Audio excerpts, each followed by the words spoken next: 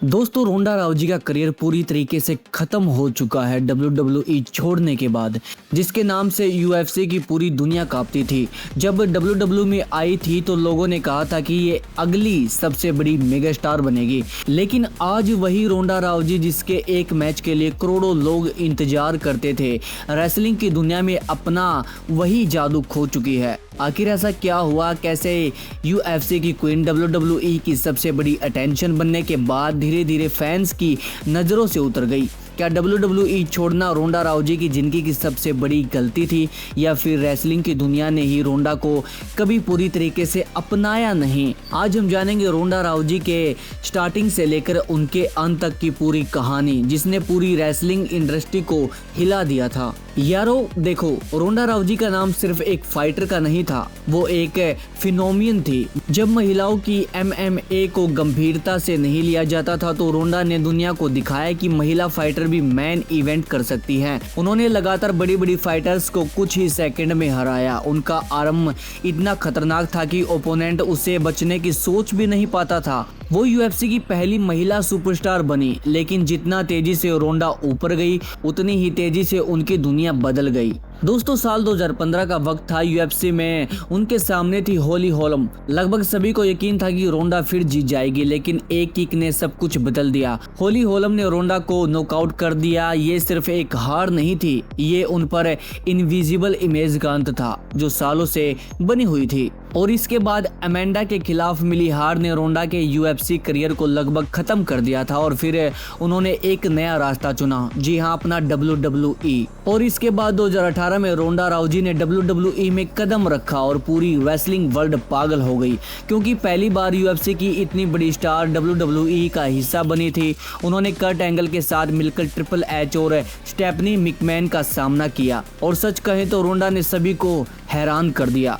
उनकी in ring performance उम्मीद से काफ़ी बेहतर थी। फैंस उन्हें पसंद करने लगे। रेसलमेनिया 35 में पहली महिला बनी जिसने बेकी लंच और शार्लेट फ्लेयर के साथ रेसलमेनिया को मेन इवेंट किया। ऐसा लग रहा था कि WWE को अपनी अगली बड़ी फीमेल मेगा स्टार मिल गई, लेकिन यहीं से कहानी बदलनी शुरू हुई। दोस्तों रोंडा की सबसे बड़ी ताकत उनका कॉन्फिडेंस था, लेकिन धीरे धीरे यही चीज उनकी सबसे बड़ी कमजोरी बन गई। उन्होंने कई इंटरव्यू में रेसलिंग फैन के बारे में ऐसी बात कही जो लोगों को बिल्कुल पसंद नहीं आई। उन्होंने WWE को फेक फाइटिंग तक कह दिया था। फैंस को लगा कि रोंडा रेसलिंग बिजनेस की इज्जत नहीं करती, और जो लोग कभी उनके नाम के नारे लगाते थे वही उन्हें बो करने लगे।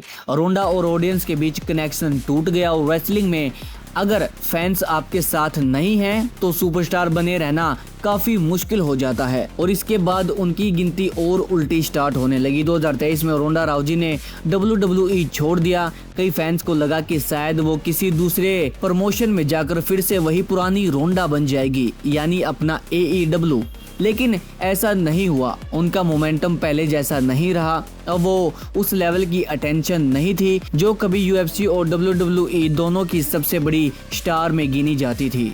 तो आखिर रोंडा राउजी का डाउनफॉल क्यों हुआ? इसकी काफ़ी सारी वजह थी। पहली वजह है उन्होंने फैंस के साथ अपना रिश्ता खो दिया। दूसरी वजह है उन्होंने रेसलिंग बिजनेस को पूरी तरह अपनाने में देर कर दी। तीसरी वजह है उनकी एक्सपेक्टेशन काफ़ी ज़्यादा थी। और चौथी वजह है वक्त। स्पोर्ट एंटरटेनमेंट की दुनिया काफ़ी तेज़ी से बदलती है। आज जो सबसे ऊपर है जरूरी नहीं कि वो कल भी वही हो, लेकिन एक बात कोई नहीं बदल सकता, रोंडा राउजी ने इतिहास बना दिया। उन्होंने महिलाओं की MMA को नई पहचान दी। उन्होंने रेसलमेनिया को मेन इवेंट किया, और उन्होंने साबित किया कि एक महिला एथलीट भी पूरी इंडस्ट्री का चेहरा बन सकती है। हो सकता है आज रोंडा पहले जैसी लोकप्रिय ना हो, लेकिन उनका इम्पैक्ट हमेशा याद रखा जाएगा। और आप में से कितने फैंस हैं जिनको रोंडा राउजी काफ़ी पसंद है? अब मैं आपसे पूछना चाहता हूं, क्या रोंडा राउजी का WWE छोड़ना उनकी सबसे बड़ी गलती थी, या फिर WWE ने कभी रोंडा की असली पोटेंशियल का इस्तेमाल किया ही नहीं? अपनी राय नीचे कमेंट करके ज़रूर बताओ। और अगर आपको ऐसी ही WWE की अनसुनी कहानियां पसंद है तो रसलबीट X को भी सब्सक्राइब करो। मैं हूं विशाल कुमार, मिलता हूं अगली वीडियो में। तब तक के लिए जय हिंद, वंदे मातरम।